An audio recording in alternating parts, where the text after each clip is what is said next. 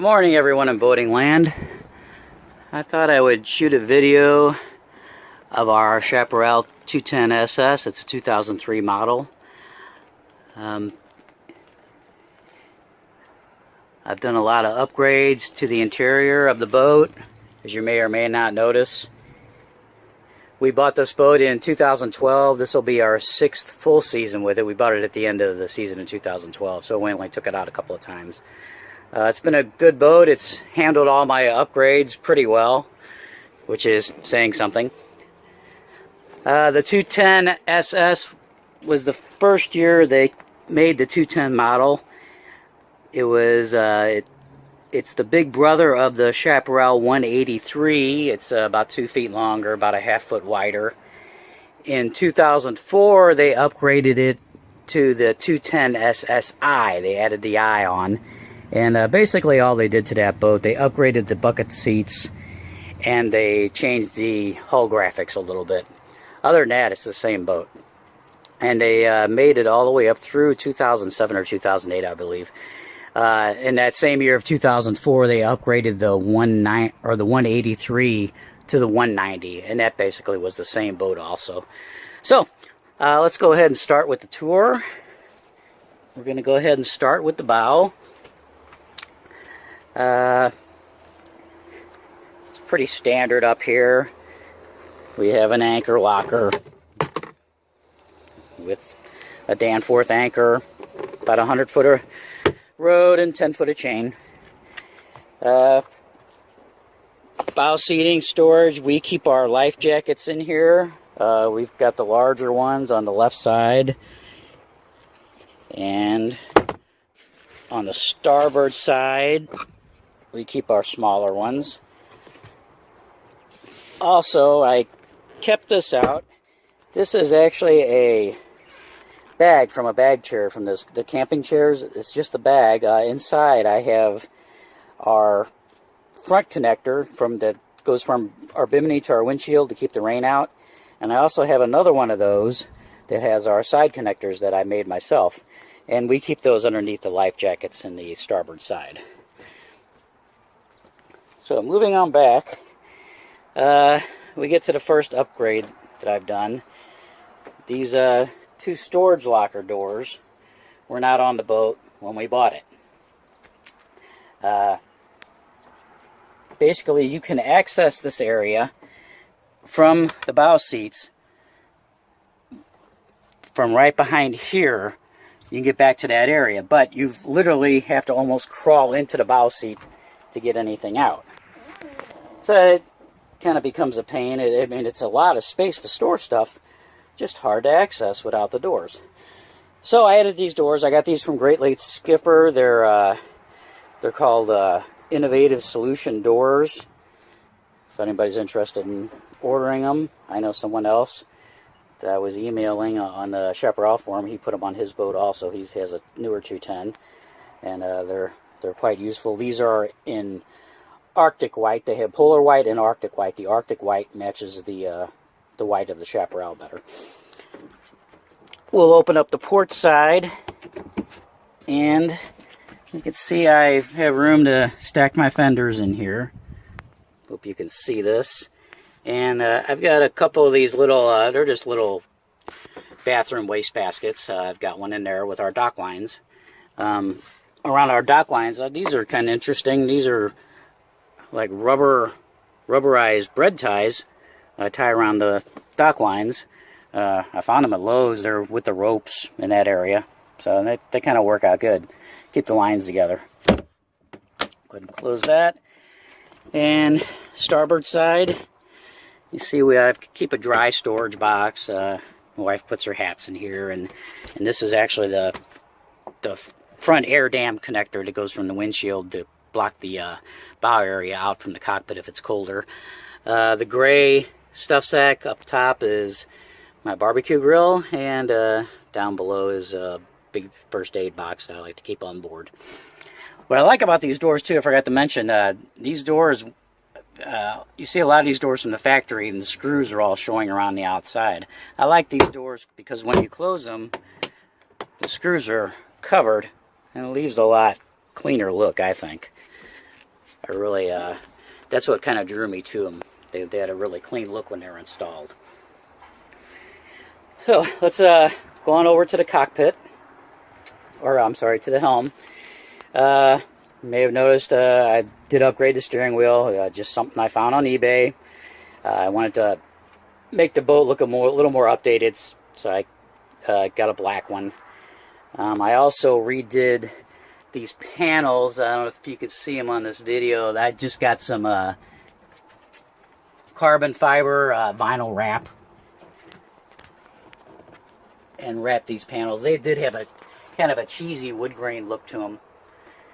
So I put the carbon fiber on them and kind of went with the black theme to go with the black steering wheel. I wasn't going to do this. I mean, I'd have to pull the gauges and try to get that off, and it just wasn't worth it. The bottom is fine. I'm good with what's done. Also, I did add a GPS. This is just a GPS, not a fish finder.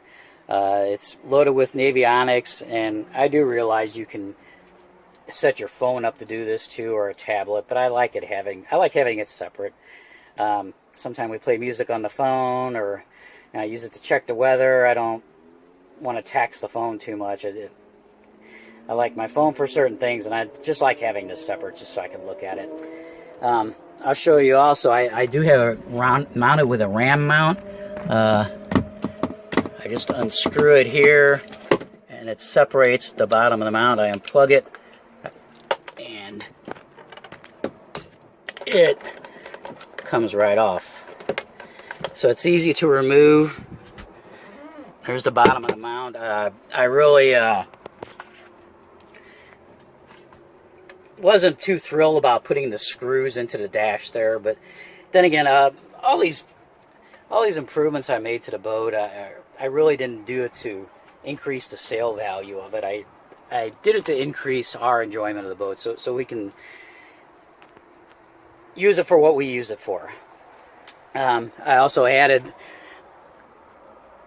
this 12-volt outlet here to plug it into. Just ran the wires up the gunnel. I actually tied it into the one that's down here by the key. Hardly ever use that one, honestly. Oh, one other thing here. I also added cockpit lighting to the boat. It didn't have any cockpit lighting. I had to add a switch for the cockpit lighting. This switch, I replaced the horn switch. Was what was the horn switcher was originally there. So what I did, I replaced the horn switch with the cockpit lighting switch, and I just got a little horn button. I had one of these on my old Crown line, this type of button for the horn. So I just drilled a small hole, moved the horn wiring over there, installed the cockpit lighting switch, and we'll see if how well we can see the lighting. It's so sunny out here. Well, you can see it. I mean, you're not going to see the effect. I've got a strip underneath each console in the front, an LED and a red LED strip. These aren't the ones that change colors, or they stay red. And I also put one under each gunnel.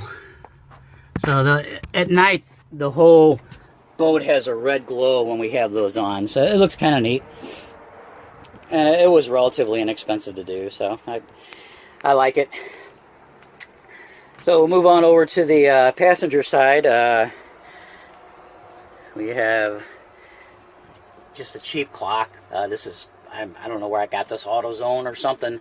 It's just held on with Velcro, but I like because it's nice and large. We don't have to fumble with our phones, see what time it is. It's always showing. It's right there, and it shows up really good in the bright sunlight too. So. I also did this in the black fiber optic. This was like a wood paneling looking thing here. We'll go in the glove box. When we got the boat, none of the stereo components were working. The head unit was shot. Only one of the 4 speakers were working. This had 2 cockpit speakers, and it had 2 bow speakers, and only one of the cockpit speakers were working. So I basically just gutted the whole thing. This is just a cheap Pioneer unit from Wally World. I like Pioneer. I've had Pioneer in my cars in the past, and I'm familiar with the controls, so I just kind of went with it. I also added another 12-volt power outlet in here. The 2003s didn't have them. They added them at some point. I think it may have been in 2005.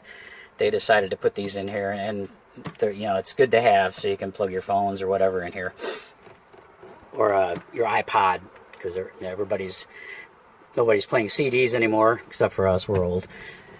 So I'll show you the speakers in the front. I went with JBLs again. The boat came with JBLs, but the JBLs that came with the boat were dual cone speakers. I upgraded the JBL speakers. I went with coaxial JBL speakers. So they do sound a little better than the dual cones. And one of the reasons I went with these is because I was able to find matching JBL 6x9s that I installed in my bench seat base. So that was kind of a deciding factor. On Chaparral sticker on my bench seat base, I got a couple for an old truck I had. I had an extra one, so I stuck it on there, found a place for it. Okay, moving back, you may have noticed the headrests on the seats. These, originally on the boat, they're white. They take a beating from the sun. They're covered with some sort of plasticky vinyl.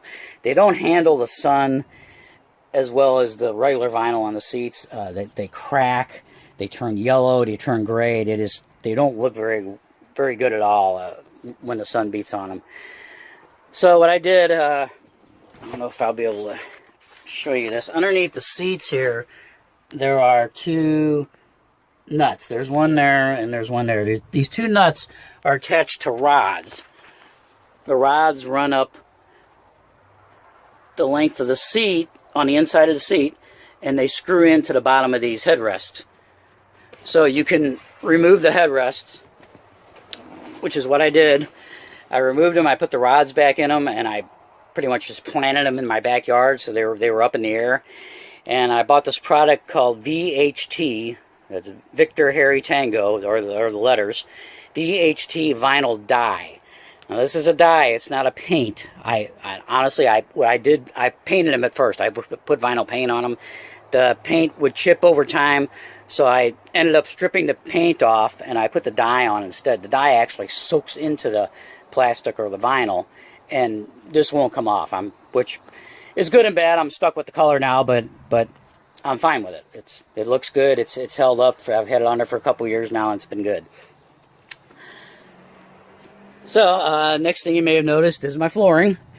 This is a sheet of Infinity vinyl flooring. It was a remnant sheet I bought online. The sheet I got was it was 8.5 feet wide by 14 feet long. And what I ended up doing, I took my snap-in carpet, took it out and used it for templates. I cut all the shapes out. I added snaps. You can see the snaps. So I basically made it like a replacement for the snap-in carpet. In the wintertime, I take all this out and I hang these in my basement. Just so I don't know if the cold will affect them over time, but I do it anyway. I clear just about everything out of the boat in the wintertime. I like it. The only problem with this stuff, it can get hot. It does get hot.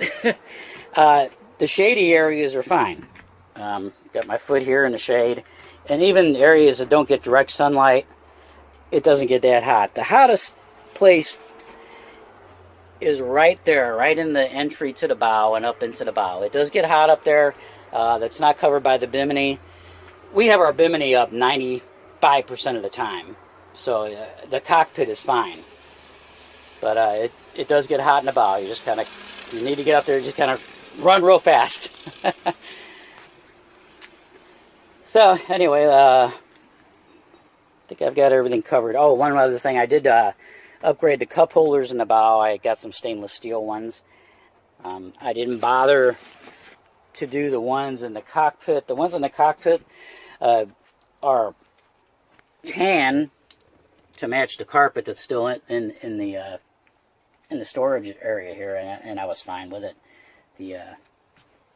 They're not noticeable, and and they match so well, you really don't see them, and they still do their job. So, okay, moving back, we'll go to the ski locker here. These ski lockers on these 210s are really cavernous. They're huge. We've got a tub here, and the gray bag is the air pump. Got a tube rope there. I also have some utility ropes. We have 4 floating chairs in there, just chairs. Moving forward, these are just 2 saddle floats that we keep on board, and this big larger bag there has we've got 2 lounges that you can lay on. They're lay-on lounges. The white thing there, I'll go over that later. That's for my barbecue grill. I'll show you how we set that up. I'm going to stop the video and put that on the very end of this. So let's go ahead and close this. Okay, a couple other things before we move to the back. This front area, I know is billed as a cooler. I just keep my beach shoes in here. That's a boarding ladder that hooks onto a cleat, and it helps us get back in the boat when we're on the beach, when we're beached. I have used this as a cooler. I just grab a couple of drinks from the back and throw some ice in here if we're on the beach, just so it makes it easier to get a drink out of the boat if we're on the beach, but we rarely use it for anything more than storage and what you see that's in there. Another thing that was billed as a cooler with the boat was this. My old boat had a similar thing. I've never ever used this for a cooler. We keep our koozies in here and just other things.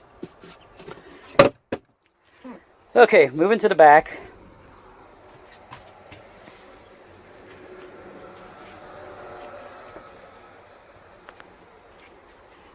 Lift up the sun pad, and we'll start over here. This is a bag of our towels. Next to it, this bag, we keep our dry snacks in, our breads, our chips, things like that. I do keep a trash can under here. When the sun pad closes, it closes right on the top of the trash can, so nothing flies out. And if we're coved out, barbecuing, whatever, I'll usually take it out and keep it in the cockpit, just so we don't have to open and close the sun pad every time we want to throw something away. Same holds true with the cooler.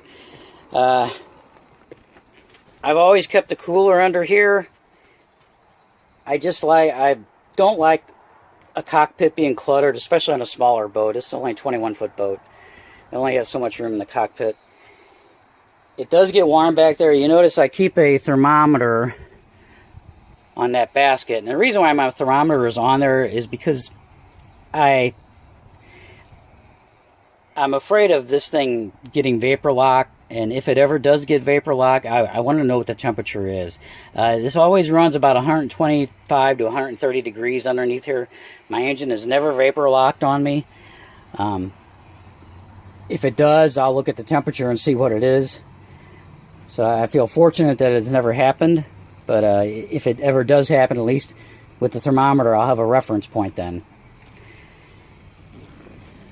Okay, also underneath these bags is the compartment with the batteries in it. I'm not going to bother lifting it up. It's just 2 batteries and a battery selector switch. Okay, underneath the cooler, of course, is another storage compartment. Now you may notice people that have these boats, in order to get the cooler in here, I did cut this.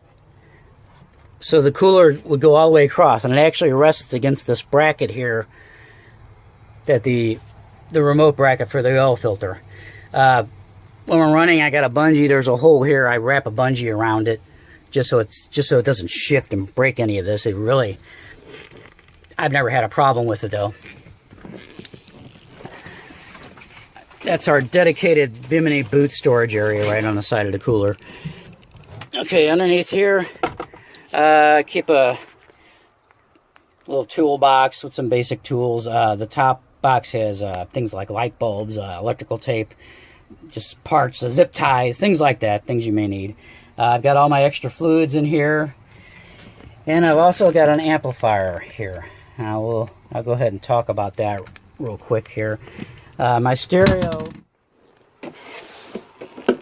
I did not amplify the 2 cockpit speakers and the 2 bow speakers. They're just hooked directly to the head unit.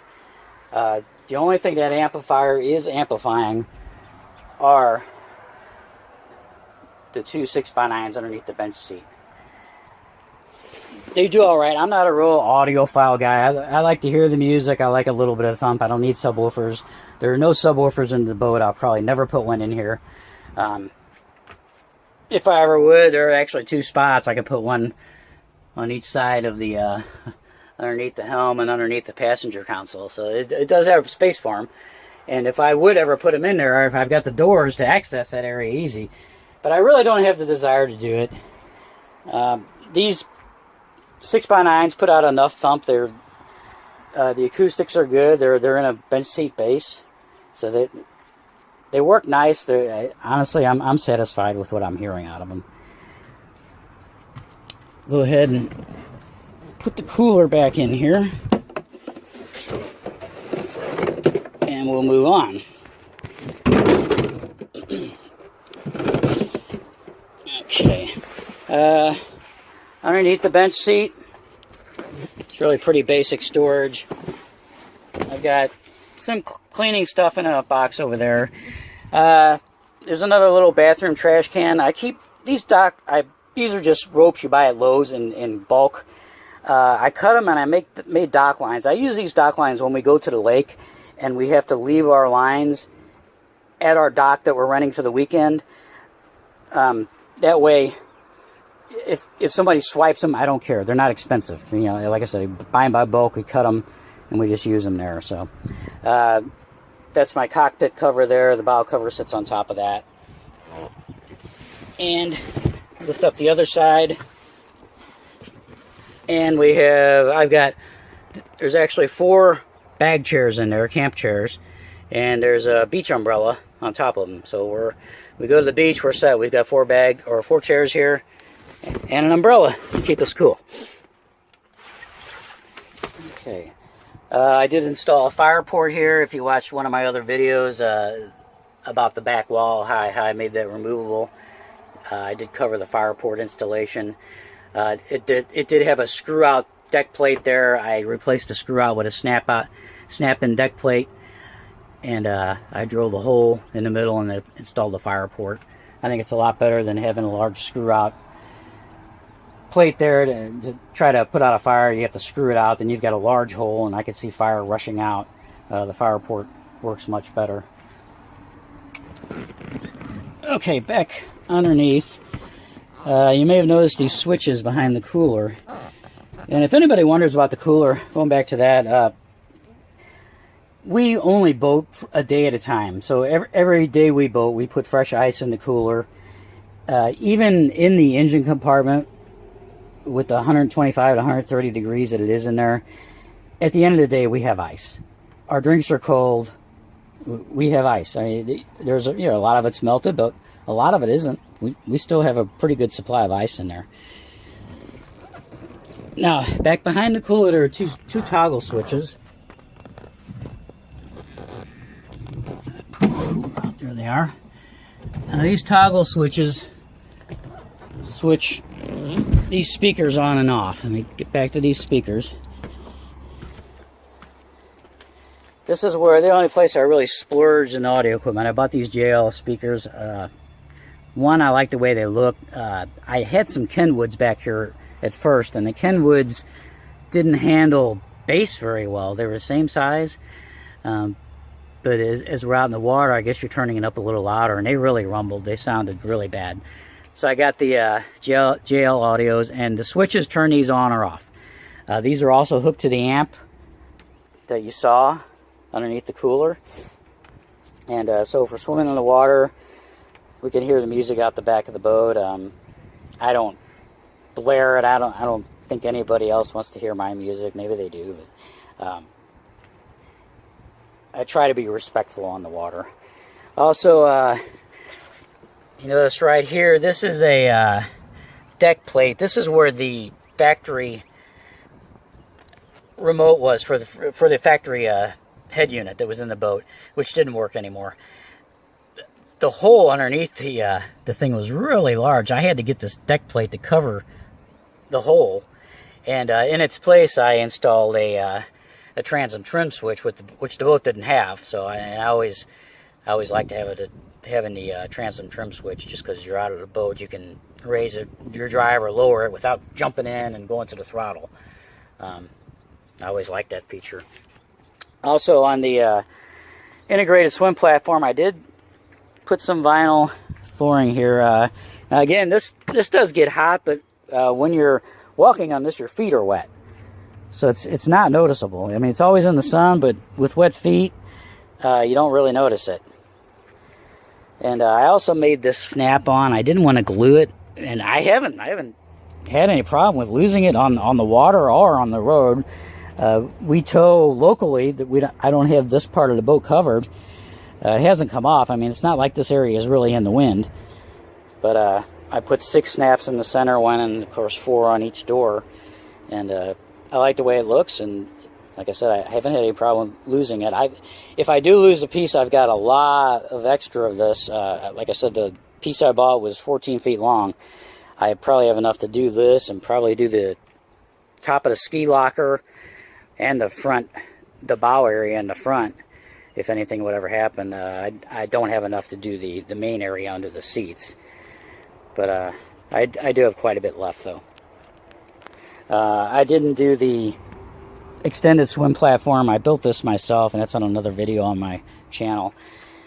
I paid extra for the non-skid, so since I did that, I wasn't going to cover it with this vinyl flooring. I'm fine with the way it looks, with the vinyl on top and non-skid on the bottom. It's fine.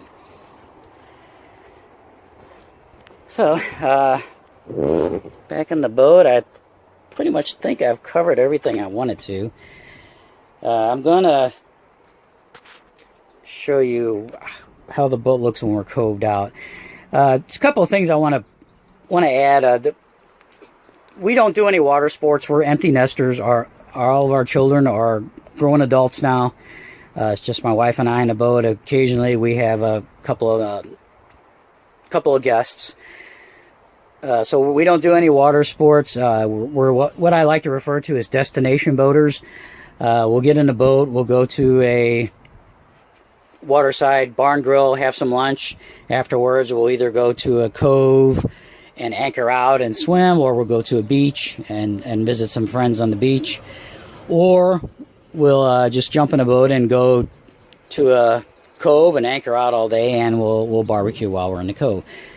So I'm going to get my barbecue grill out and my table that is actually in the ski locker too, and just show you what the boat looks like when we cove out and how we manage things.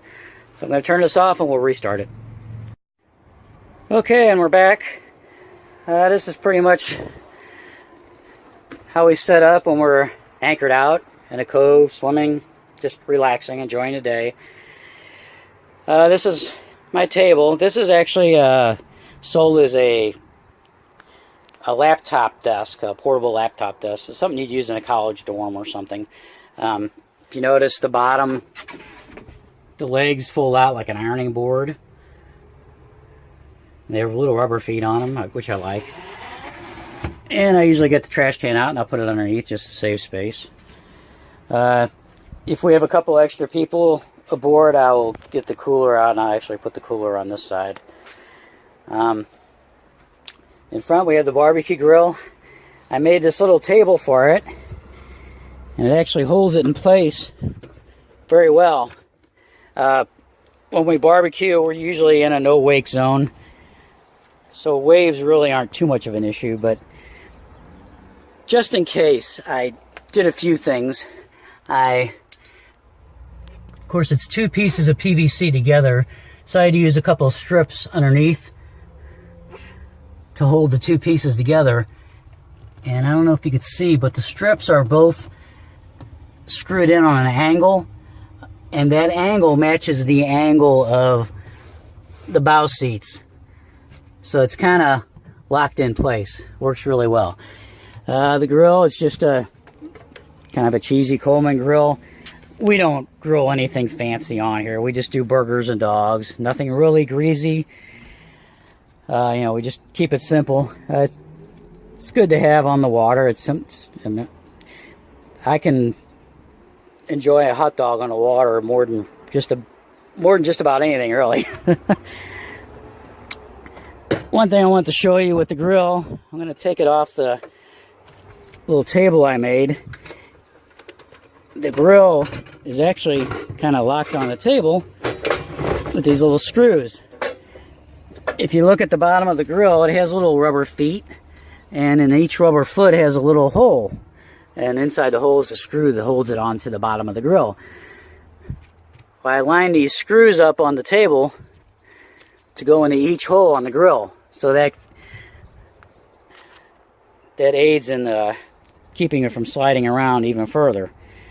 So it's all pretty stable, and like I said, we're usually pretty deep in a cove or a no-wake zone, and we're not really getting tossed around. Plus, it doesn't take very long to cook burgers and dogs either.